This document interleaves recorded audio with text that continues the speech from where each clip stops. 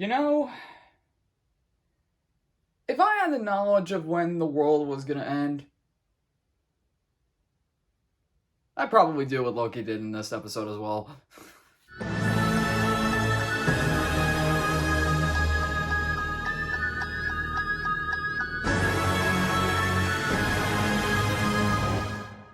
How is everyone doing today, guys? My name's T-Coz, and we are back with another episode of Loki. This is episode 2, The Variant. And, oh boy, this episode got really good. It answered a few things that I was hoping we would get in this series, and it was also confirming my suspicions that this so-called variant of Loki is, for the most part, not the Loki they were letting on to be. But, yeah, this episode's awesome. Okay, so where do we start? Well, let's start with the fact that Loki is charming as ever in this episode as well. Pretty much charming as he'll ever be in each episode, pretty much. Yeah, so what I like about this episode is they pretty much don't hide the fact that he is playing the game. He is playing this game. He hasn't fully, accepted the fact that he's stuck in this timeline and that he can go somewhere else. He pretty much knows what's going on. He is able to gain all the knowledge that he needs. Like, he can, like they point out a few times, he can just escape once he's out of it. Once he's back on a timeline, he could go and do things that he can possibly do. And not to mention, once the timekeepers are brought up, like Owen Wilson's like, oh, what, you want to meet with the timekeepers or something? And Loki's like, I can meet with them? And he's like, but yeah, this episode really is interesting in terms of how they're able to catch this guy, and at the same time how Loki himself is just playing this game with the TVA. So it starts off with them investigating this scene in Wisconsin of all places, and it's this Renaissance festival, and they go in and they're trying to figure out what happened, but they don't have that much time because the variancy is slowly going more and more. So Loki tries to stall. Basically, he's trying to explain to them in this overcomplicated monologue of how the other version of him is gonna try and capture them and kill them and all of that. He's like, a wolf's teeth is sharp, but a wolf's ear is sharper. And I'm like, yeah, that's technically true for the most part. But yeah, obviously he keeps stalling and stalling and stalling, trying to see if he can cause like a rift in time, basically. And they're, yeah, like, I love Owen Wilson's able to shut him down. He's like, he's lying. Let's go. And that's the thing about Owen Wilson's character in this. Mobius B. Mobius is his name. I didn't say that in the last episode because I wasn't entirely positive that was his name, because I think there's another Mobius out there, like, or is it? Well, there's the new Marvel movie Morbius that's coming out, so maybe that's what I got confused with. But it's simple like that. It's just, you take an R out. It's like, ugh. But so they go back to the TVA, and Loki, obviously no one trusts him. Everyone is just looking at him like, yep, you're a variant. And even on the back of his jacket, that they give him, it says variant. So it's like, yeah, remember that guy. But I love how he kind of works in this, because, they told him he's basically hunting himself. So he's trying to get inside his own head, trying to think, well, what would I do in this situation if I was this? And even Owen Wilson plays him up a few times, or Mobius, he's like, we're chasing your superior looking. Loki. It's like, hang on, why are we calling this one the superior Loki, huh? And a part of me was kind of theorizing as this episode was going on that Mobius was the variant, that they were chasing, because the way he's talking with Loki and the way he was kind of interacting this episode, you kind of see this more frustrating side of him. And he's like, I'm losing my sympathy here, and I'm like, okay. And the way he's gaining this knowledge that Loki is presenting him, I'm like, okay, what if this variant was like a future version of Mobius, or maybe? I'm like, I don't know. I was trying to overcomplicate it, because I knew they weren't gonna do a flat out, oh yeah, it's actually Loki thing, because they didn't show who it was in the last episode, so they're obviously building it up to be someone. And we do get the reveal, and well, we'll get to it. But one thing I actually did like in this episode was how Loki was able to piece together how the variant is able to commit these crimes and disappear pretty much without a trace, because as they point out, just being in a timeline can cause a variant. So the fact that this Loki is able to escape into other timelines but not show any signs of variance is rather odd. But Loki is able to put the pieces together, and he discovers, in a pretty clever callback to Thor Ragnarok, because, he looks at, because there's case files on basically every event. So he finds the case file on Ragnarok. He sees the death toll. He sees just what happened and just complete destruction. But he notices that the time variancy was 0. Completely 0 across the board. And I kind of figured it out too. I'm like, well, yeah, everyone that was there would have died,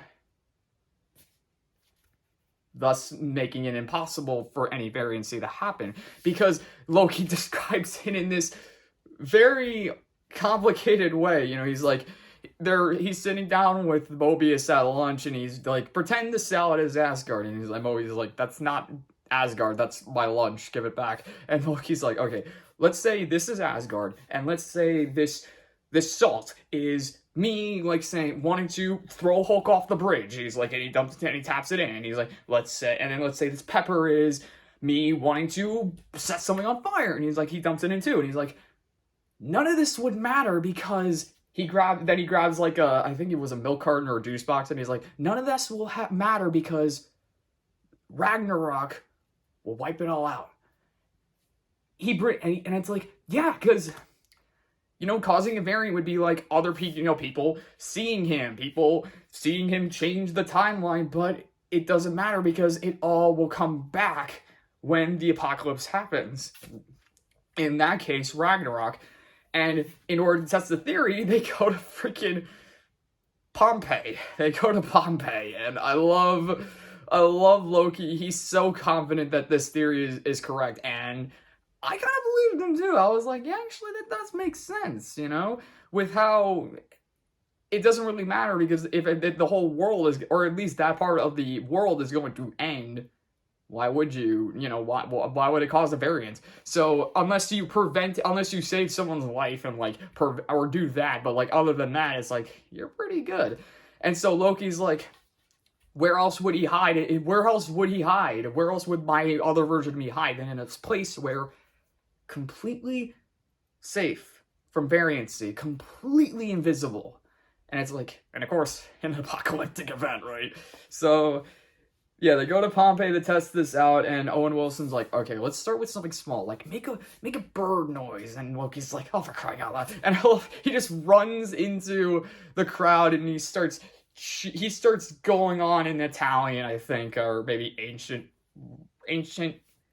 I don't know what it was, but he's basically going on in the language like, he's like, I am from the future. That volcano is gonna erupt. You're all gonna die. It doesn't matter. And it's like, he then, Owen Wilson, meanwhile, is monitoring that on his thing, and of course, no variancy is happening because the volcano erupts, and everyone dies. And basically, as Loki brings it up, he's like, it doesn't matter, because this whole place is gonna be obliterated. All these people are gonna die. What are they gonna know? How are we gonna find? How will we know? As long as we get out. And it's like, technically speaking, that's true. And so, they figured he goes with that. And that's kind of the theory that they go on. And of course, they have to cross-reference it with, this was interesting, the Kablooey. So in the last episode, when Owen Wilson was investigating in France at that cathedral, and he was talking with the little girl, and she gave him the gum, the Kablooey blueberry gum.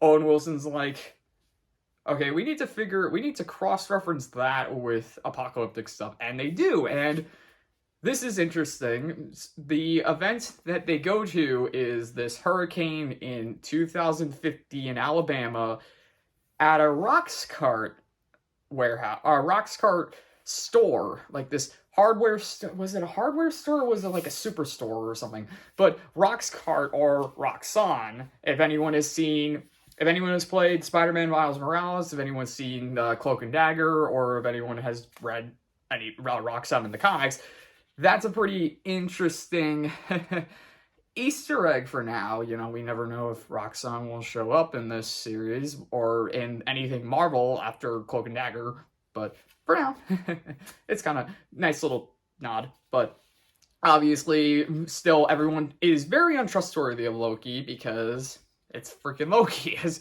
even Owen Wilson described it, it's like, you've literally stabbed people in the back like 50 times. How can we trust you and all that? And so I love Loki being like, I'll never do it again. I mean, it gets boring after a while. I'm like, does it really get boring?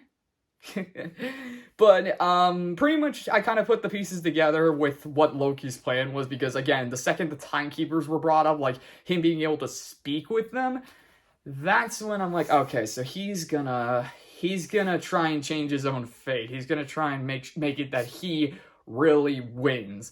Not this destined path that he will always lose. He will die literally by the hand of Thanos. So and yeah, it seems like this whole thing is gonna maybe happen, but right now it gets a little intense with how things go here in this Roxcart store. So they go in, and it's Loki, Mobius, and like a group of TVA. They go in, they infiltrate, they try and find the variant, and I kind of like how the variant plays it, because they showed it early on too, when they ambushed the guards in the tent at the Renaissance, or Renaissance Fair, I should be more clear about that.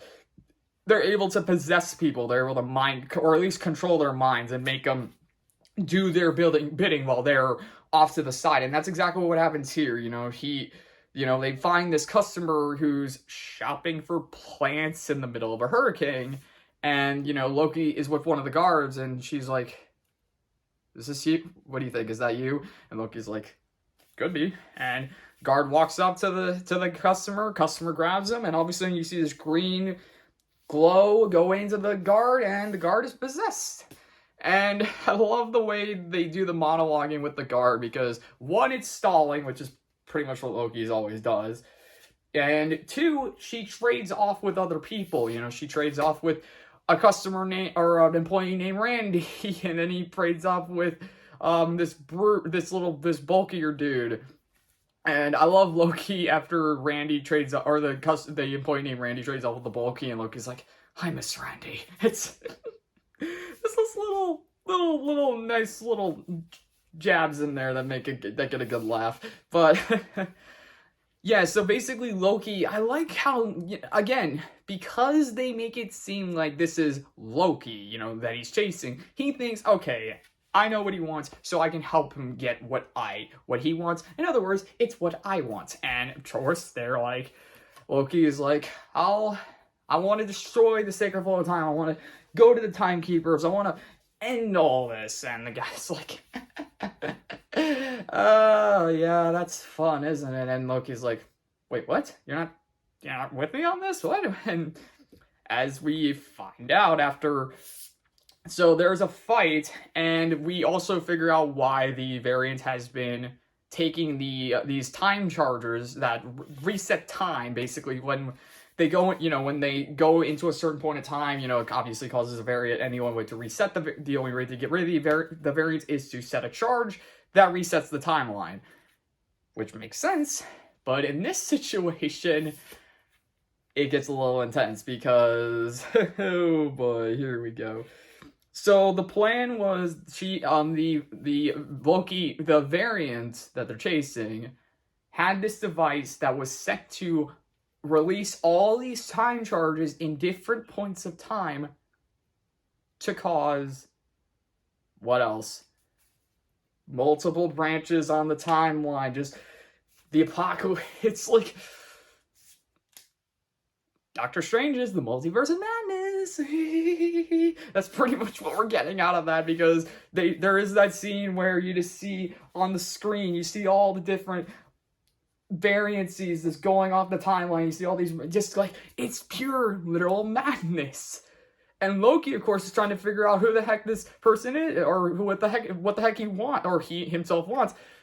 But then it's revealed who it actually is. And for now, I think, based off of what I've read, based off of what I've seen, this is still a Loki, but it's not a straight up duplicate of Loki. Or there was also that little gag there in that, like, he's like illusion, he's like self-illusions and duplication. Those are two totally different things. And like, explain. Well, self-illusion is you're making a copy of yourself that could be a little bit different. That's a projection of yourself. And a duplication is like making a complete copy of yourself in like a holographic form. Like, sure, but explain time travel then with me, you know, like Hulk did in Endgame. But okay, back to what we were going here. So it turns out that this variant that they're hunting, from what I'm told, from what I've seen, is a Loki, but it's not. But it's a lady Loki. It's this, you know, it's like and again, it was like, it makes sense because, you know, she was wearing a hood in the first episode, and then this episode, and they wanted to make the reveal, and so takes off the hood. It's a lady Loki. I didn't like her. She has like this headband thing that has the little horns, but besides that, you know, it's pretty much nothing like Tom Hiddleston's Loki, and like in terms of design. And I'm down for that. I want to see where this is going, because I want to see how this variant work. Is this like another oh, I forgot to mention you had a sister thing, or is it like an alternate timeline where instead of it was Loki being rescued, it was maybe this person that was rescued, or maybe it was just Loki was born a girl and Jotunheim instead of a boy, or something like that. Who knows? Right now we have this cliffhanger where she sets the charges, releases them into the multiple points in time, causes this multiverse of madness thing to begin. She then takes off, but she leaves the door open, and Loki is standing there, and you got all the guards coming at him, and even Owen Wilson telling him not to go, and Loki, of course, is like, I'm going. But I find this interesting, because we don't really, I couldn't tell why he was going in. Like, he didn't give a face, he didn't really give any emotion to signify why he was going. He could be going because he wants to team up with her. He could be going because he wants to track her down. He could be going because he's just curious as to what she's up to. My money's on that one. I think he just wants to figure out who she is and then make his call of whether or not he wants to join her, stop her, or both. But yeah, for now, this was a crazy episode. I like the way Loki was able to figure out how his variant was able to cover her tracks. I love how he is continuously bickering with the TVA. I loved how the whole scene with them in this rocks cart thing, very intense. And the way, you know, this Lady Loki basically was monologuing with him, the way they were working off each other, it's like going back and forth. And even like Loki's like when he first meets the possessed person, he's like, me, I presume, and then the possessed TVA guard's like, I think it's more of you meeting me, I don't know, it's like, so you're me, and Loki's like, so you're me, and the variant is like, nah, I think it's more you are me, and I'm like, oh, we're gonna have fun with this, but for now, yeah, this got really good. I'm excited to see where we're going with it, because,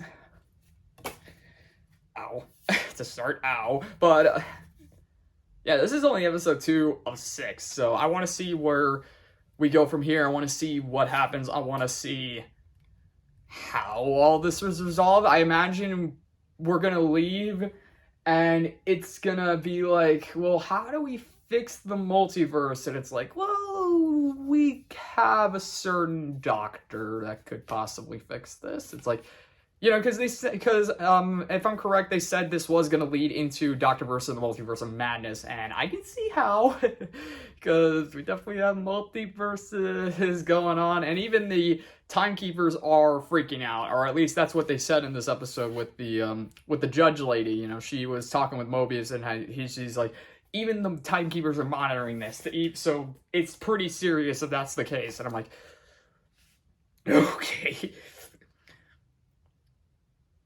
Yeah. Oh man, this episode. All right, so I think that's everything. Yeah, that's everything. So that's all I got for this one. So thank you all for watching. If you liked it, leave a like. If you want to leave a comment, leave a comment. And if you want to subscribe. You don't have to. I'm just saying. Thank you all for watching, and we will see you in the next one.